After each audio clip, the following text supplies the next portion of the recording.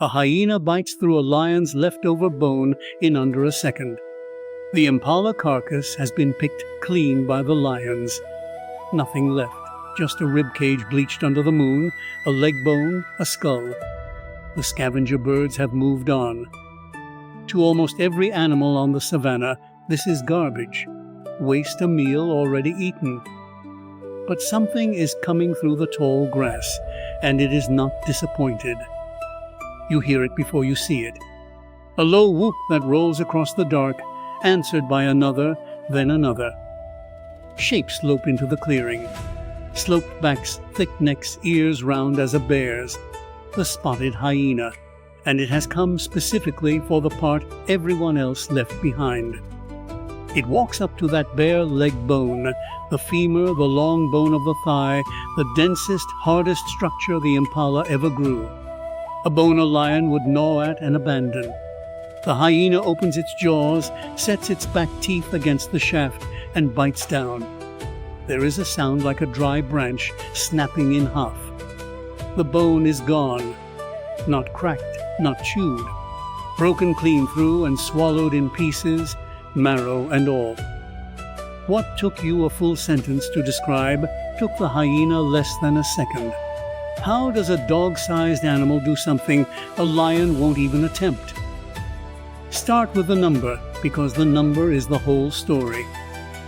Researchers measuring bite force in the spotted hyena have clocked it near 1,100 pounds per square inch at the back molars. Some estimates for adults push past that. Your own bite, if you clenched with everything you had, would land somewhere around 150 to 200 pounds per square inch. So, the hyena is biting with roughly 5 to 7 times the force you can generate, and it's doing it with a head about the size of a soccer ball. Feel your own jaw for a moment.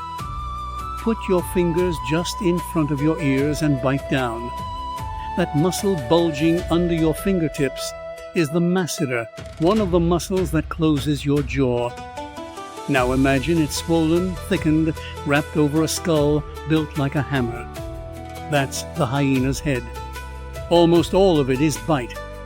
But raw muscle isn't the trick. Plenty of animals have strong jaws. The trick is in the architecture, and this is where it gets strange. Look at the hyena's skull, and you'll find a ridge of bone running right down the top of the head, like the fin on a helmet. It's called the sagittal crest. The bigger that ridge, the more surface there is for jaw muscles to anchor onto. The hyena's crest is enormous. Its jaw muscles don't just attach to the sides of the skull. They climb over the top of it and lock onto that ridge, so the whole head becomes one solid lever built to crush. And the teeth are their own weapon. Toward the back of the jaw, the hyena has specialized cone-shaped premolars, thick, blunt, reinforced. These aren't for slicing. They're anvils. The hyena positions a bone against them and drives the full force of that skull straight down onto a single point. All that pressure focused into an area smaller than a fingernail. That's how the femur snaps. Not by strength alone, by strength aimed. So now you know how the hyena breaks the bone. Here's the part that turns the whole scene inside out. You've been picturing a scavenger. The animal that shows up after the kill, that eats what's left, the villain slinking in to steal from the noble lion. It's the story you were told. It's almost completely backwards. Studies in the Ngorongoro crater and across the Serengeti found that spotted hyenas hunt and kill the majority of what they eat. They run down wildebeest, zebra, even young buffalo, chasing prey for miles at a steady lope until it can't run anymore. And here's the twist inside the twist. Lions scavenge from hyenas at least as often as hyenas scavenge from lions. On many nights, the lion is the thief. The hyena made the kill, and the bigger cat simply took it. So the animal you dismissed as a garbage eater is one of Africa's most successful predators, and it built a jaw that lets it own the one resource nothing else can use.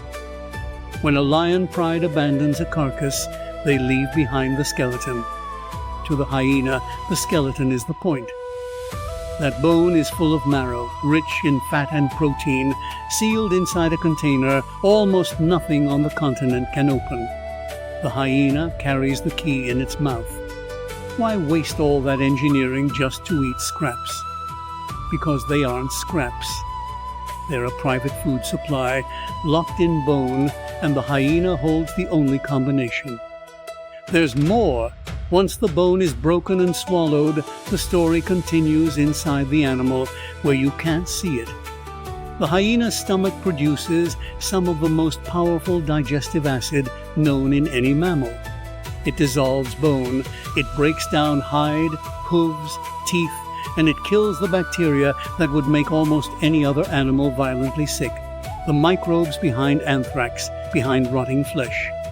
A hyena can eat a carcass that has been dead and festering for days and simply walk away, fine. Think about what that means out on the plain. A dead animal in the heat becomes a factory of disease within hours. The hyena eats it, bones and all, and removes it from the world. It is a cleanup crew that leaves almost nothing behind. No meat, no bone, barely a stain in the dust. Whole skeletons vanish into hyena clans. If they stopped, the savanna would fill with the uneaten dead and the sickness that comes with them.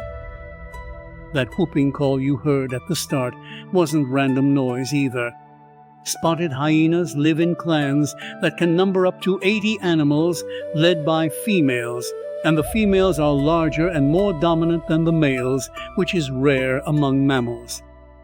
Their calls carry for miles, calling the clan together, telling them where the food is, who's in charge, who's a stranger. Researchers have found each hyena's whoop is individually distinct, like a name. When one clanmate cracks into a carcass, the sound goes out and the family comes running. Now go back to that clearing. The bleached rib cage, the moonlight, the bare-legged bone the lions walked away from. The hyena sets its molars against the shaft. Its jaw muscles pull down over that ridge on its skull, the whole head folding into a single crushing lever, 1,100 pounds of pressure, narrowing to one blunt tooth on one point of bone. The dry branch snap rolls out across the dark. And this time you don't hear a scavenger picking at garbage. You hear a hunter opening the one door on the entire savanna that only it has the key to, swallowing the marrow, the disease, the leftovers of every other animal's night, and clearing the plain so the sun can come up on clean bones. The lions left the best part behind. They just couldn't get inside.